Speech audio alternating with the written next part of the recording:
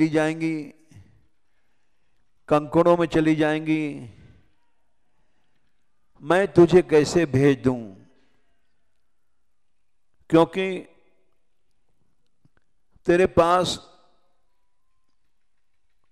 विमुक्त छत्र पादुका, छाता रखता नहीं है, पनैया रखता नहीं है। दिनम भ्रमसि कांतारे जीविताम पितरौ कथाम। जंगल में बहुत भय हैं,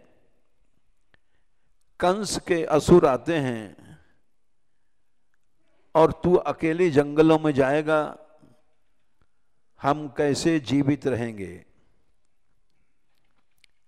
ऐसा ही हुआ था काली दह में, जब श्री कृष्ण कूदे थे तो यशोदा नंद जमुना में कूदने जा रहे थे। हम जी के क्या करेंगे। दाऊ जी ने पकड़ लिया दोनों को, क्योंकि वो जानते थे कृष्ण की लीला है, विनोद है, कृष्ण परमात्मा है, उनको कालिया क्या मारेगा। लेकिन वो जीवन छोड़ने को तैयार हो गए। दिनम भ्रमसि कांतारे जीवेताम पितरौ कथम। क्रियमाण आग्रहु क्रियमाणाग्रहु स्वस्य छत्रोपानद विधारणे। तू अपना आग्रह नहीं छोड़ता, हम छाता नहीं लगाएंगे, पनैया जूता नहीं पहनेंगे। भगवान कृष्ण जैसा गो भक्त, गो सेवक आज तक नहीं हुआ, जिनका नियम था जब यशोदा जी ने बहुत आग्रह किया, तू छतरी लगा, पनैया पहर, तो हम गोचारण की आज्ञा देंगे। तो कृष्ण बोले, मां तू तो जानती ही धर्म कि माँ बाप कष्ट हैं में होवें और बालक सुख से रहे, ये धर्म नहीं है। यदि हमको पनैया लाती है तो लाखों गाय हैं, इनके भी लिए पनैया ला, और सब गाय के लिए छतरी ला, और छतरी पकड़ने वाला एक एक ग्वाल बाल, तो मैं भी पकड़ लूंगा। फिर वहां श्री कृष्ण ने गोपालन धर्म का उपदेश दिया है अपनी मां को, कि मां मेरी बात समझ, तू मेरी मां जरूर है, लेकिन फिर भी सत्य बात तो बेटे की भी माननी चाहिए। कपिल ने अपने मां को उपदेश दिया था। कपिल की मां देवहूति ने अपने बेटे का उपदेश सुना था, तू भी सुन। यशोदा बोली, अच्छा तू हमें उपदेश देगा। बोले, हाँ मां, तुझको उपदेश दूंगा, तू मेरी बात पहले समझ। गोपालनम स्वधर्मौ नस्तास्तु निश्छत्र पादुका। गोपालन हमारा धर्म है, हमारी तपस्या है, और हम लोग छाता और पादुका नहीं पहनेंगे, तभी वो धर्म बनेगा। क्योंकि भगवान ने कहा है, ये तीन चीजों का जोड़ा है। यज्ञो दानम तपश्चैव पावनानि मनीषिणाम। गीता में कहा है 18वें अध्याय में, यज्ञ दान तपः कर्म न त्याज्यम कार्यम एव तत्। यज्ञ माने भजन, ये गो सेवा यज्ञ है। दान और तप, इन तीनों का जोड़ा है। न त्याज्यम, ये छोड़ना नहीं चाहिए, इन तीनों को और करना चाहिए। यज्ञो दानम तपश्चैव पावनानि मनीषिणाम, मनीषी कहते हैं सिद्ध पुरुष को। मनसः ईशा मनीषा, मनीषा माने बुद्धि, इसमें टी का लोप हो जाता है। शकंद्वादिषु पररुचम वाच्यम, और मनस ईशा में अस पूरा पररूप हो जाता है और मनीषा बनता है।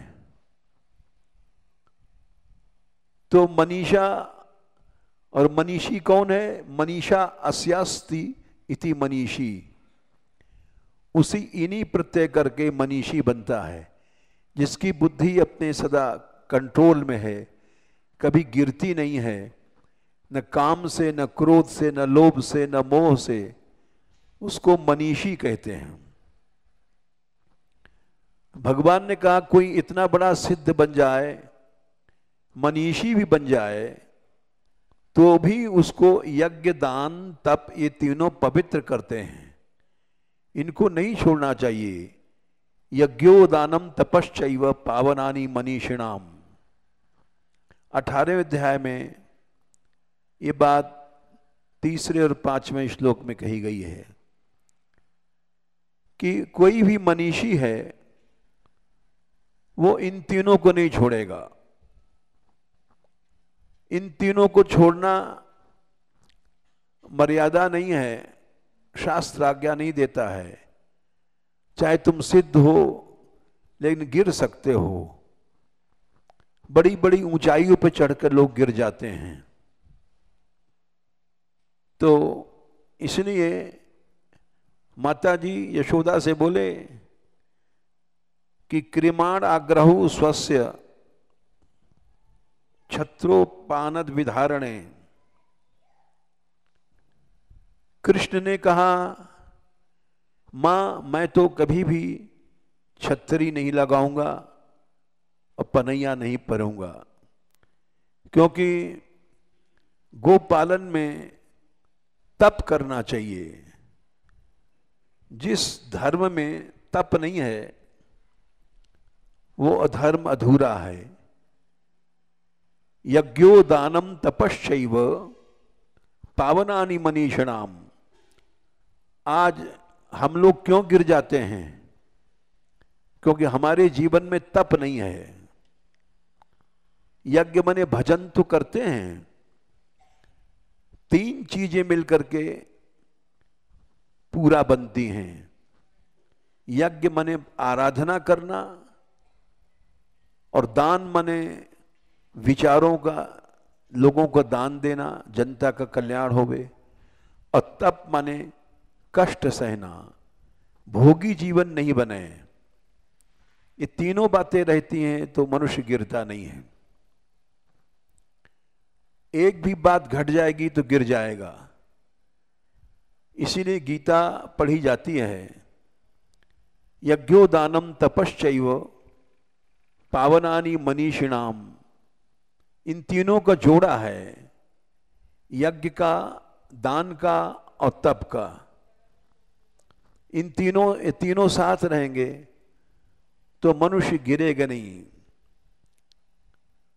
जब तप छोड़ देता है, सुविधावादी ज्यादा बन जाता है, थोड़ा भी कष्ट सहने की हिम्मत नहीं रहती तो गिर जाता है।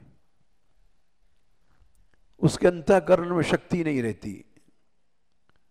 उस कमजोर आदमी को जैसे कोई भी गिरा देती है बीमारी,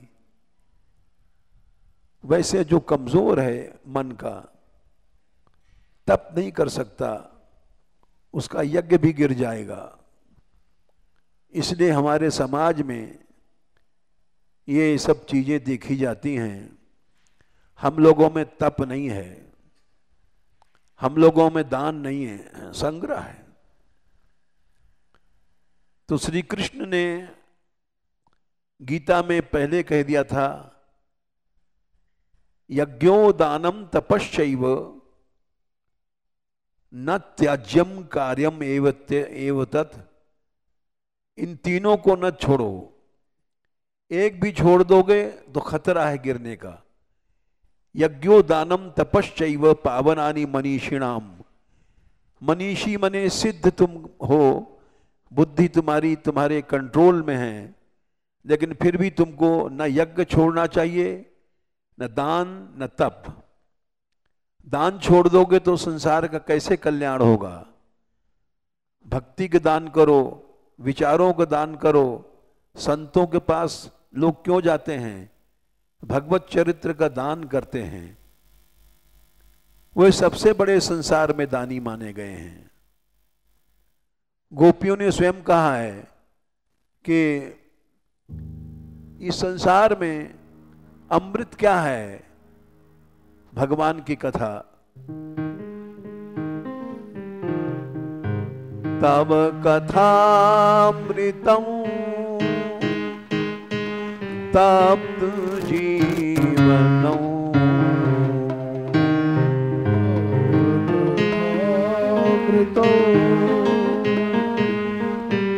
तप्त जीवनौ।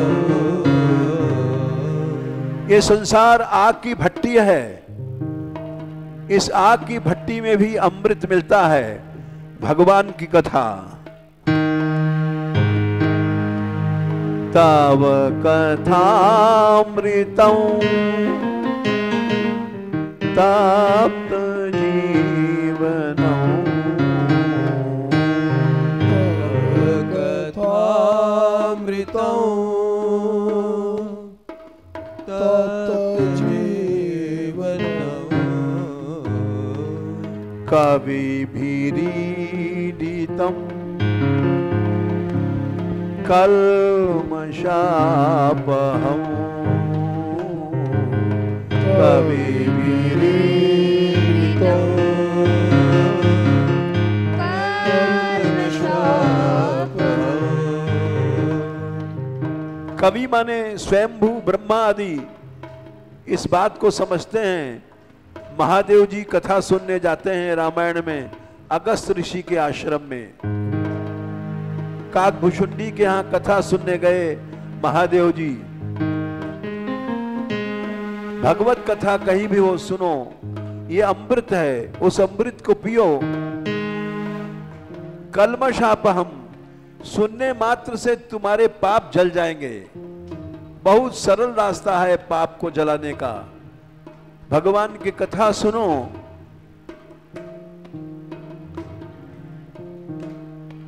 कविभिरीडितं कल्मषापहम्। कविभिरीडितं कल्मषापहम्। तुम्हारा मंगल होगा केवल सुनने से ही। श्रवण मंगलौ श्रीमदाततौ। श्रवण मंगलौ श्रीमदाततौ।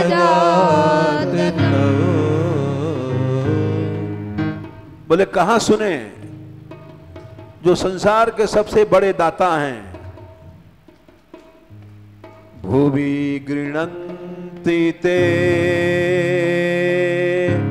भूरिदा जना। भुवि गृह्णन्ति ते भूरिदा जना।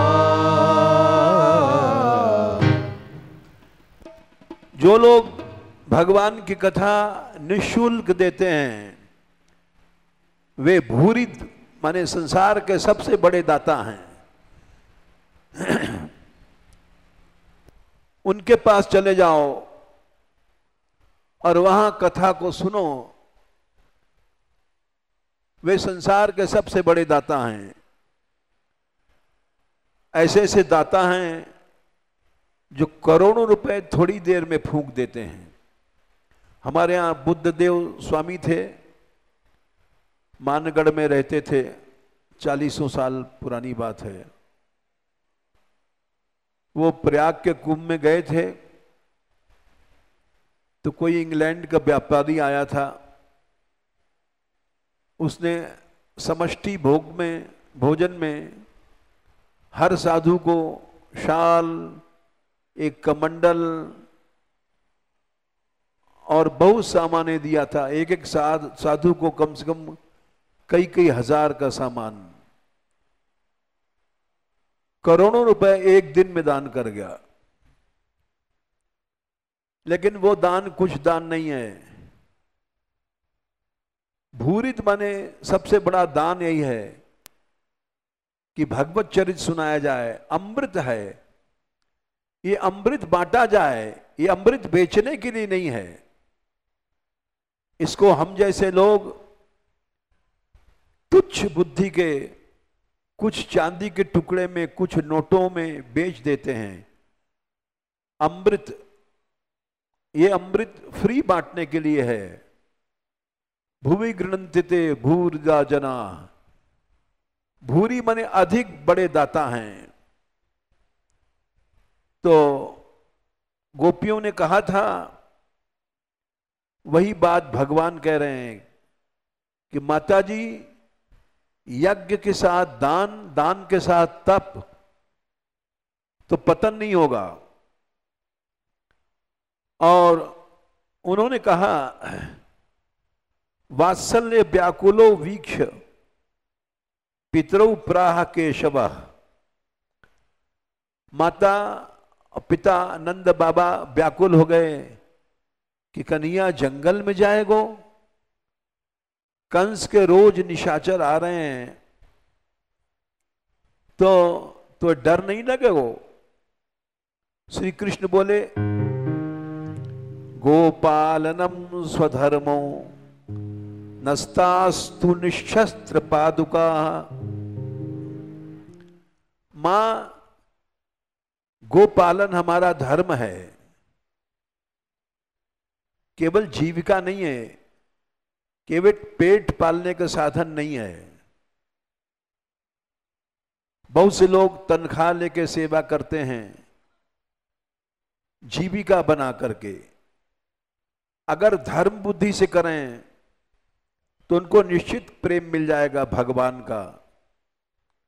लेकिन संसार लोभ को नहीं छोड़ता है।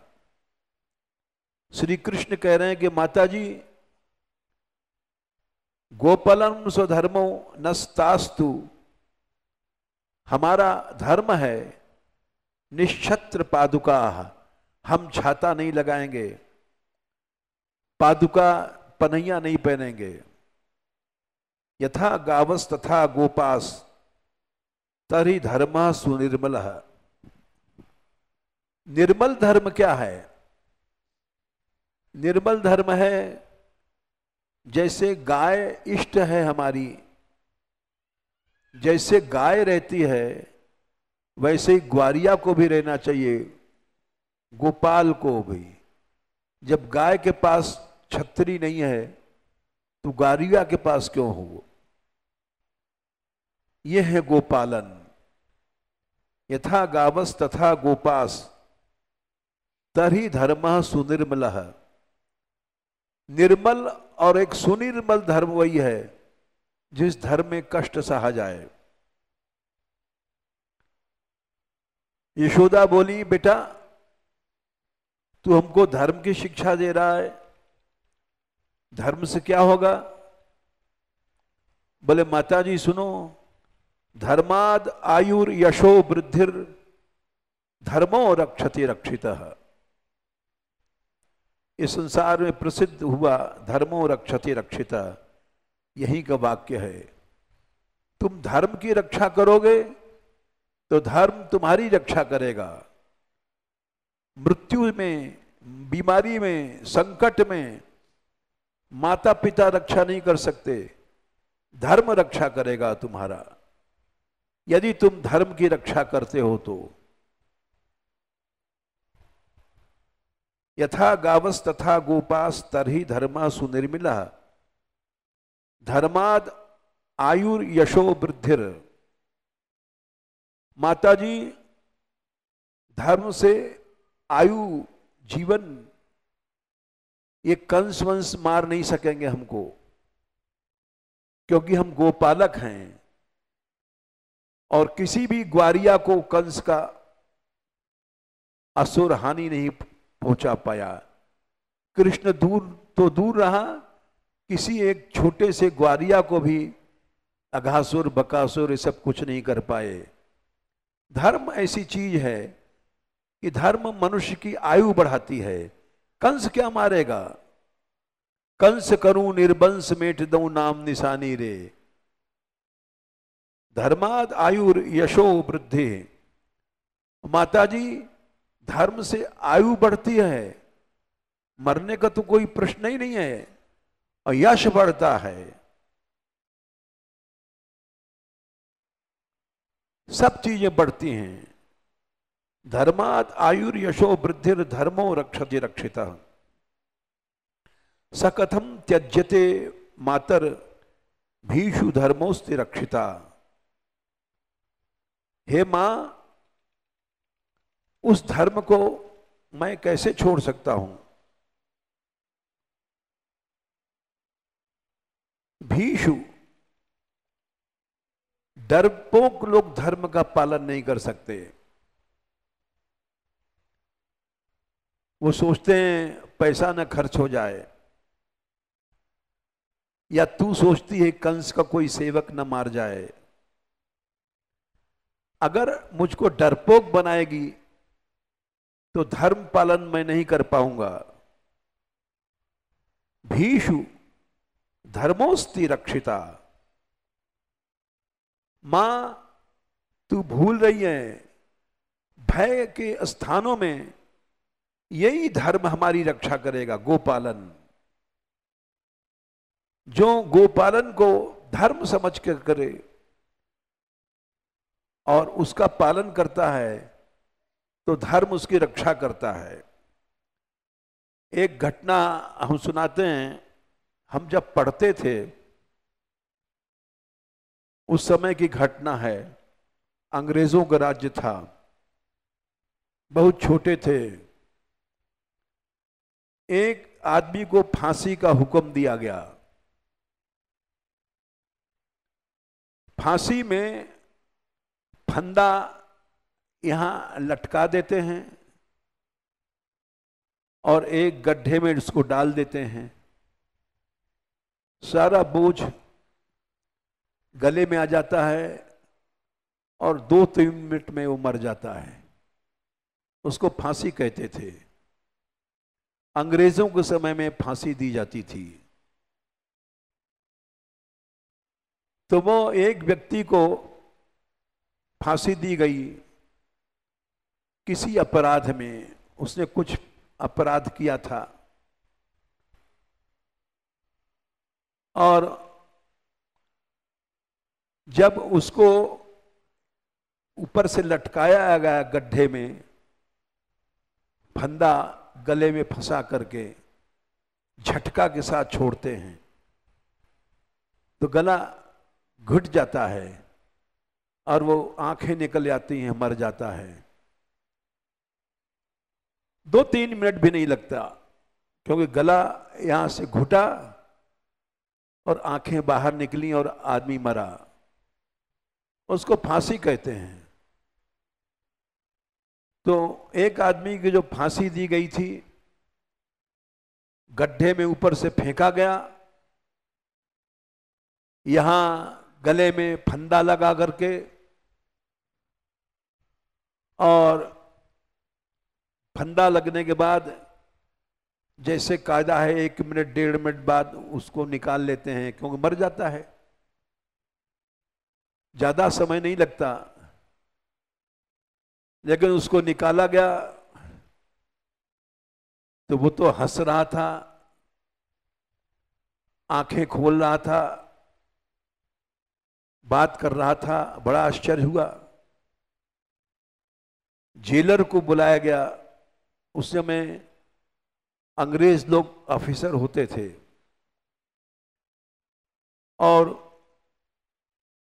अंग्रेजों के समय में भी ये कानून था, अगर किसी व्यक्ति को फंदा डाला गया, नहीं मरा, तो एक बार और करो, 2 बार, फिर तीसरी बार भी अगर बच गया तो मत मारो,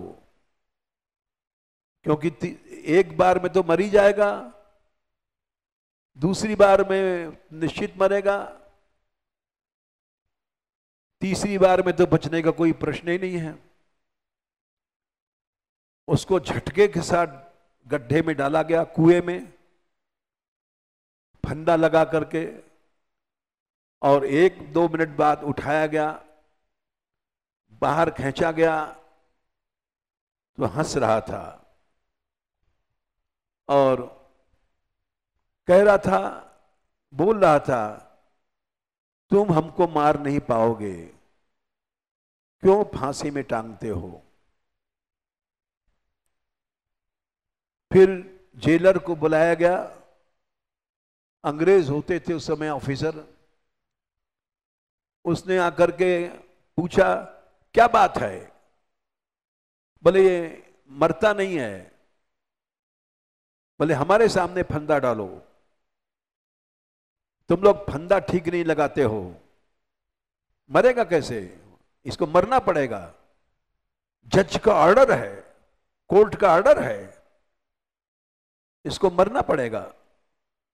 बोले हुजूर फंदा देख लीजिए, आप ही लगा लीजिए।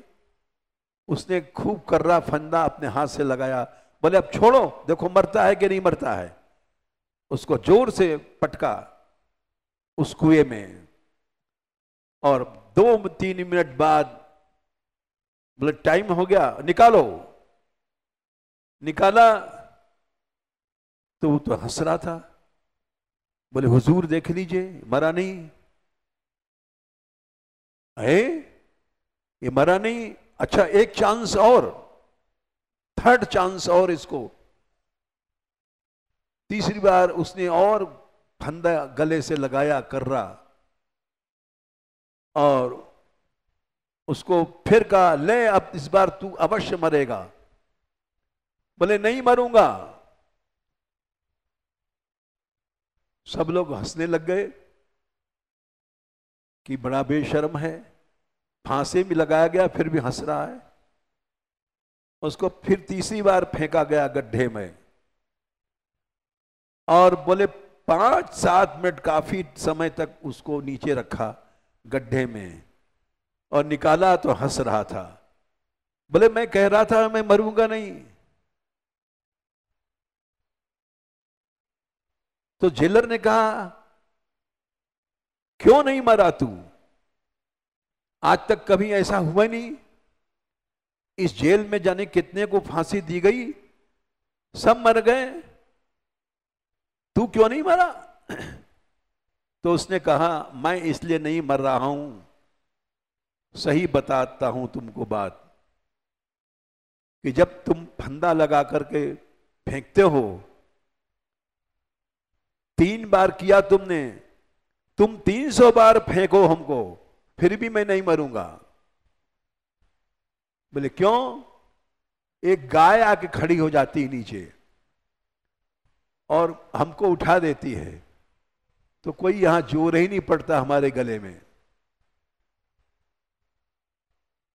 उस गाय की मैंने रक्षा किया था एक कसाई से।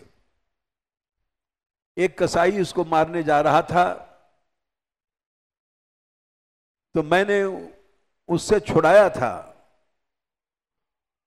और वही गाय हमको मृत्यु से बचाती है। गाय, ये जो हमने गोविंद लीलामृत का श्लोक सुनाया, ये भगवान कृष्ण की वाणी सुनाया। ऐसा नहीं कि मैंने अपने मन गढ़ंत कोई बात कहा, हम अपने साथ ग्रंथ लाए हैं। किसी को शंका हो, गोपालनु स्वधर्मो नस्तास्तु निश्छत्र पादुका यथा गावस तथा गोपास तरी धर्म सुनिर्मला। ग्वारिया निर्मल धर्म का पालन करते हैं, जो कुछ कष्ट सहते हैं। सकथम त्यज्यते मातर भीषु धर्मोस्ति रक्षिता। धर्माद आयुर यशो वृद्धिर धर्मो रक्षति रक्षिता। गोपालन एक ऐसा धर्म है जिससे उम्र बढ़ती है, मनुष्य की अकाल मृत्यु टट लाती है। मैं स्वयं बताता हूं, मैं मर गया था यात्रा में, सब लोगों ने हल्ला सुना होगा। हमारा ये हार्ट का एक बल्ब फट गया, चैम्बर सब खून से भर गया और डॉक्टरों ने कह दिया इनका बचना मुश्किल है। ये हमारे साथ हुआ है, बल्कि सारे ब्रज में ये बात फैल गई थी कि ये मर गए, लेकिन हम बच गए क्योंकि इतना बड़ा गोपालन हो रहा है। ये बात सत्य है, भगवान ने जो कहा है कि माता जी ये ऐसा निर्मल धर्म है कि इससे आयु यश ये सब बढ़ते हैं। ये तो आजकल गौशाला वाले गड़बड़ करते हैं, चंदा करते हैं, खा जाते हैं। उनके गोपालन में तप नहीं है, कष्ट नहीं है। गौशालाएं बहुत हैं भारतवर्ष में, लेकिन एक भी ढंग की नहीं है। भगवान की कृपा है, हमारे यहां जितने सेवक लोग हैं 100 तो साधु हैं, 100 के आसपास लड़कियां हैं।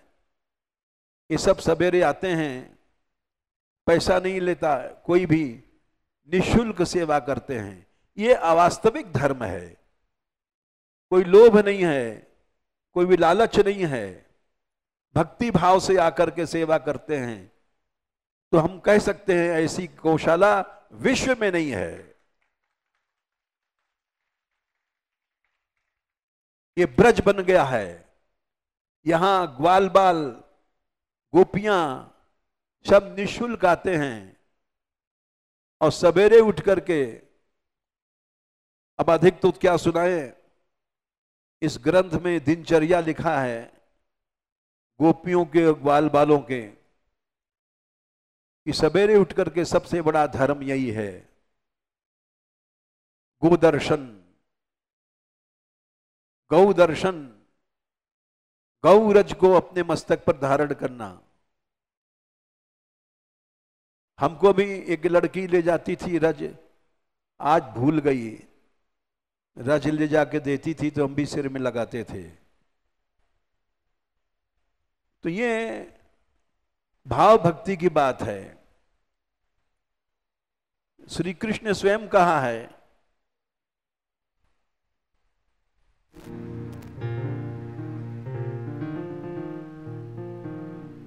ये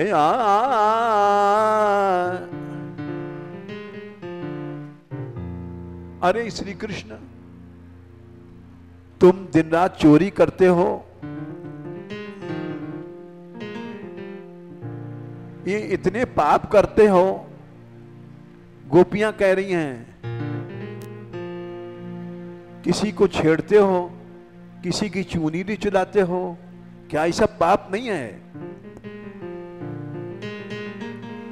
माखन चुराते हो, दही लूटते हो, ये सब पाप नहीं है?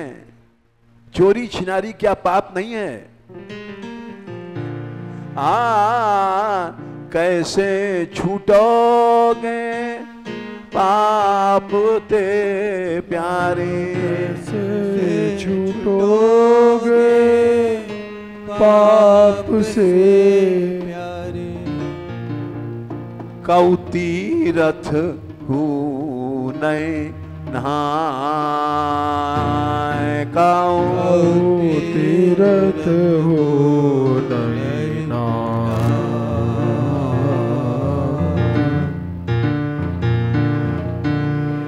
किसी तीर्थ में हमने तुमको नहाते नहीं देखा, भजन करते नहीं देखा, सवेरे से उठे, चोरी करने चल पड़े, आज उसके घर में घुसेंगे, आज उस गोपी के घर में मटका चुरा लाएंगे। कैसे छुटोगे पाप दे, लाला कैसे छूटोगे पाप से। काऊ तीरथ तू नहीं नायो, काऊ तीरथ हो नहीं नायो।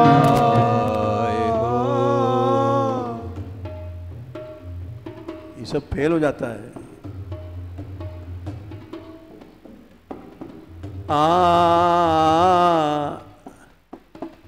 श्री कृष्ण बोले, मैं तो इतना भजन करता हूं कि बड़े बड़े ऋषि भी नहीं भजन कर सकते।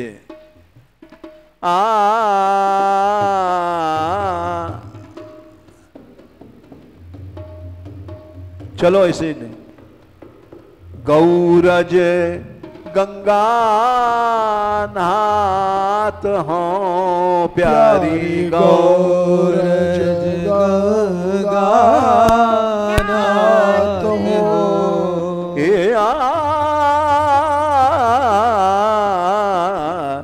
गौरज गंगा नाथ हो प्यारी, गौरज गंगा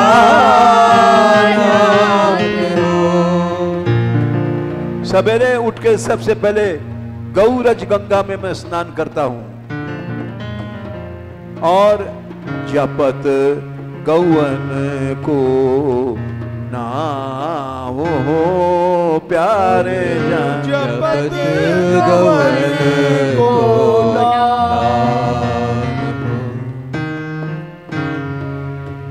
गैयाओं का नाम जपते हैं, अरे धौरी, ओ कारी, ओ धूमार। बोले ये बड़ा भजन है। जैसे भगवन नाम जपना, संत लोग भगवन नाम जपते हैं, वैसे हम गैयाओं को नाम जपते हैं। ये कम भजन हमारा नहीं है।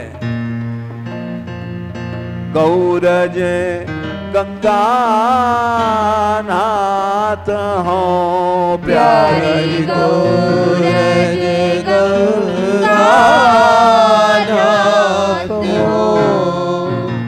जपत गौवन को नाम हो प्यारी, जपत गौवन को नाम हो।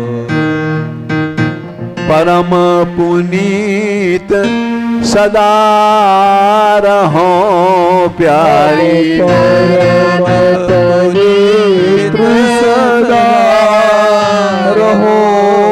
पाप तो हमको छू नहीं सकता है। जो गो भक्त है उसके पास पाप तो आ ही नहीं सकता है। वो 24 घंटे पवित्र है, हर समय गैया का दर्शन हो रहा है। गौ माता इतनी पवित्र माता है कि पाप तो दूर कर देती है। परम पुनीत सदा रहो प्यारी, पुनीत सदा रहो। नहीं दान लेत सकुचाय, ओ नहीं दान लेत सकुचाय। वृषभानु लड़ती दान दे,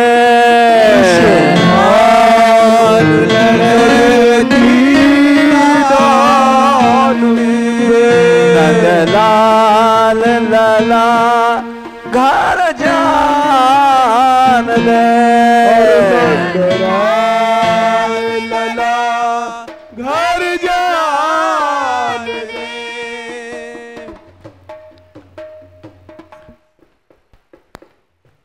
तो गोपियां चुप हो गईं,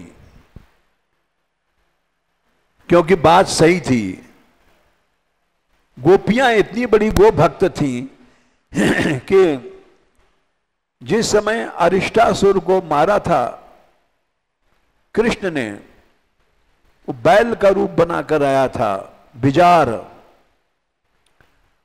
और बिजार का रूप बना के आया और अपने डील, इतना ऊंचा जो कंधे के ऊपर डील होता है, वो इतना ऊंचा था कि बादल फट जाते थे।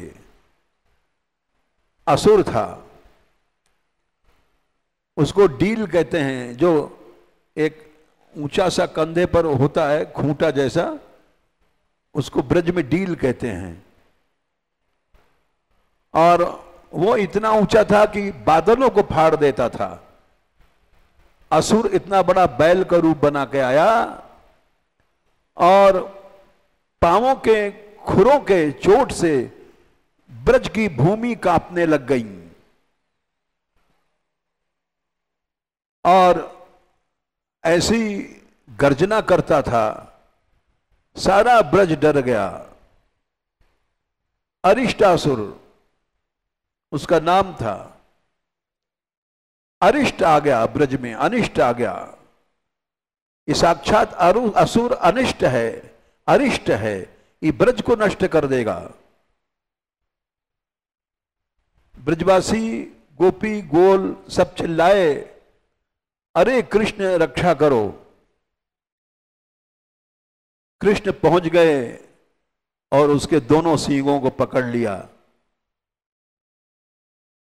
बाल कृष्ण ने। और भागवत में विस्तार से कथा है। और उसको मारा, उसको दोनों सींग उखाड़ लिए, बड़े बड़े सींग थे, और सींग से ही उनको मारा। तो गोपियों ने कहा, इतनी भक्त थी गोपियां कि अब तुम्हारे हाथ का पानी नहीं पिएंगे। बोले क्यों? तुमने अरिष्टासुर को मारा। बोले वो तो असुर था। असुर भले था, लेकिन रूप तो उसका विचार का था, गोवंश का था, इसलिए तुमको गो हत्या लग गई। सब गोपियों ने कहा, इनको कृष्ण को मत छुओ,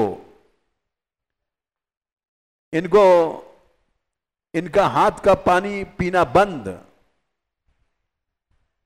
इनको गोहत्या लग गई है। यद्यप कृष्ण ने बहुत कहा कि हमने तो ब्रज का कल्याण किया, नहीं मारते तो सारे ब्रज को नष्ट कर देता, लेकिन गोपियां नहीं मानी, गो भक्त थी, इसीलिए इस उत्तर से चुप हो गई कि नहीं दान ले सक जाएं। हम दान में चोरी का हमको पाप नहीं लगता है, क्योंकि हम गौ का गो रज गंगा में स्नान करते हैं, गौओं का नाम जपते हैं। तो हर गोपी चुप हो गई, इसका उत्तर नहीं था उनके पास, इतनी गोभक्त थी गोपियां। फिर उन्होंने, श्री कृष्ण ने सोचा कि भाई ये ब्रजवासी हैं, गो भक्त हैं, इनकी निष्ठा का सम्मान हमको करना चाहिए। बोले अच्छा गोपियों, तुम बताओ मैं कौन सा धर्म करूं कि जैसे ये गो हत्या तुम दूर हो जाए तुम्हारी दृष्टि में। हमारी दृष्टि में तो हमने असुर मारा है, लेकिन तुम्हारे संतोष के लिए हम क्या करें? बड़ी विस्तार की लीला है, हम तो थोड़े में सुना रहे हैं। गोपियों ने कहा तीर्थ में स्नान करो, तीर्थों में स्नान करने से पाप नष्ट होते हैं। उनका अच्छा, तो मैं तीर्थ यात्रा करने जाऊं तो तुम विश्वास नहीं करोगी, वहां नहा के आऊं तो तुम कहोगे कि क्या पता कि तू नहायो कि नहीं नहायो, वैसे घूम आयो, क्योंकि तुम विश्वास तो हम पे करती नहीं हो। तो हम सब तीर्थों को यही बुलाते हैं। तुम्हारे सामने हर तीर्थ, तीनों लोग को बड़े बड़े तीर्थ आएंगे और तुम्हारे सामने वो गवाही देंगे कि हां इन्होंने, कृष्ण ने हमारे में स्नान किया, तब तुम विश्वास करोगी। न हम भी ऐसे मूर्ख नहीं हैं कि हम नहाने जाएं और वहां से लौट के आवें और तुम कह दो ना नहाए, नंद को लाला झूठ बोले हुए, इतनी जल्दी कैसे नहाया आया हुआ है। तो उन्होंने कृष्ण कुंड की जो रचना हुई है, विस्तार से हमारे पास विश्वनाथ चक्रवर्ती का लिखा लेख है। हर तीर्थ आया है और नाम लेकर के, मैं प्रयाग हूं, मैं काशी हूं, मैं गंगा सागर हूं, सब तीर्थ आए वहां और अपने साथ कलश लेकर के वो कृष्ण कुंड का निर्माण हुआ और उसमें कृष्ण ने स्नान किया। बोले अब तो तुम हमको छुओगी, अब तो अपनाओगी? बोले हां, अब तुम शुद्ध हो गए। ब्रजवासियों की लीला है। फिर श्री कृष्ण ने कहा, अच्छा इतनो बड़ो कृष्ण कुंड बन गए हो और तुम भी कुछ धर्म करके दिखाओ। हमारे कारण इतना बड़ा कुंड बन गया है, इसमें संसार नहाएगा। तो गोपी बोली, सब संसार नहावेगो, हम नहीं नहाएंगे, क्योंकि इसमें गो हत्या का पाप तुमने छोड़ दिया है। हम तो तुम्हारे कृष्ण कुंड में पांव भी नहीं रखेंगे। तो कृष्ण बोले, अरे हमारे कुंड का इतना अपमान, तुमसे तो अच्छे ही हैं, तुमने तो एक भी कुंड नहीं बनाया। तब सब सखियों ने कहा राधा रानी से, हे राधे, अब तुम भी एक कुंड बनाओ,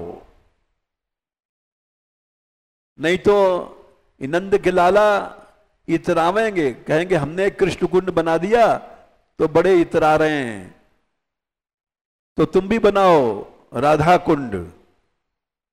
तो श्री जी ने अपने कंकण से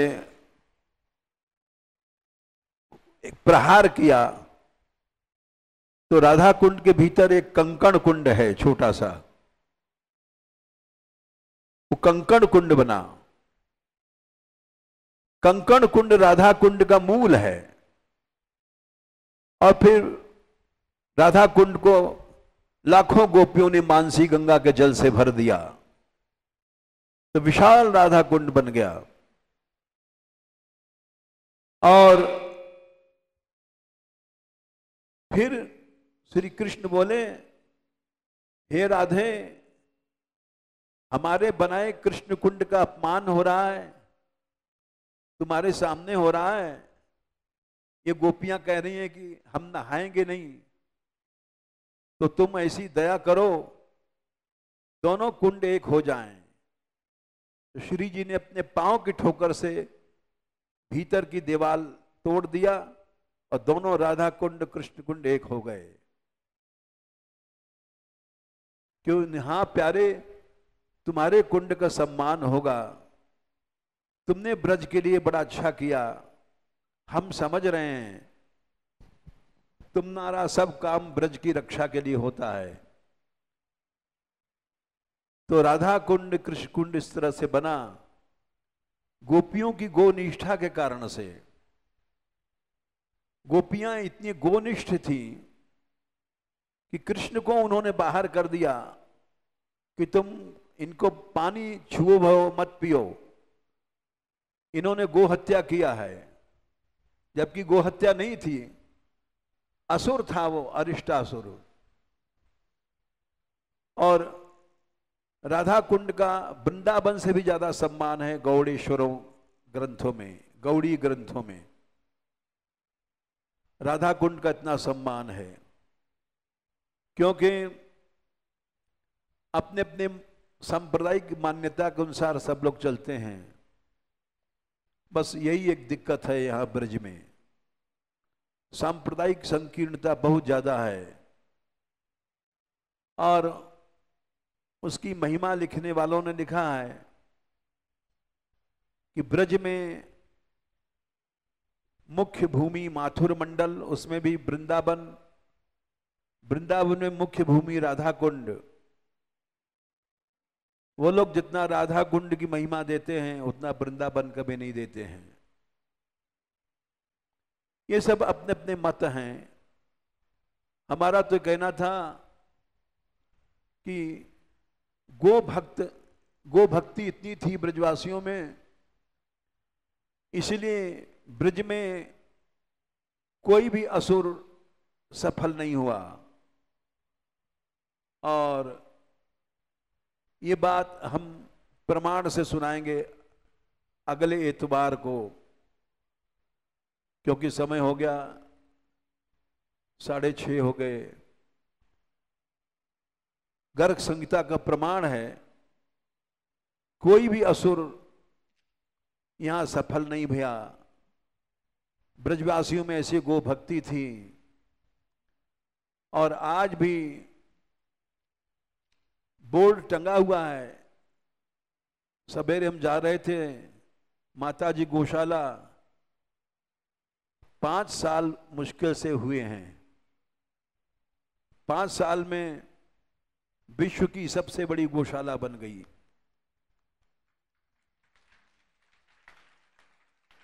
देशी गायों की, जर्सी मर्सी यहां नहीं है। हम लोग देशी गाय उसी को गाय समझते हैं, और वो तो कोई गाय नहीं है, पशु है। विश्व की सबसे बड़ी गौशाला बनती जा रही है। 20,000 तो संख्या पहुंच गई है। कुछ दिन में श्री जी कृपा है भाई तो 1 लाख की संख्या बन जाएगी।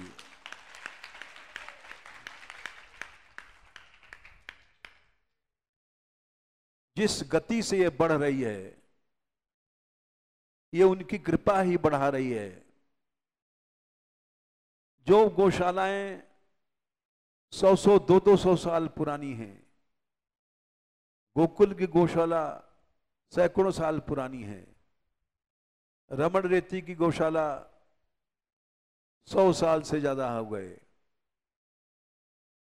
उन सब से ये माताजी गौशाला छोटी सी है, 5 साल की उम्र है इसकी। ये 5 साल की बच्ची है और सबसे आगे चली गई। क्यों?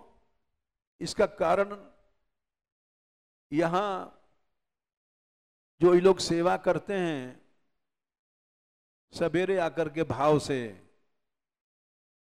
जहां भाव है वहां भक्ति है, जहां भक्ति है वहां भगवान है।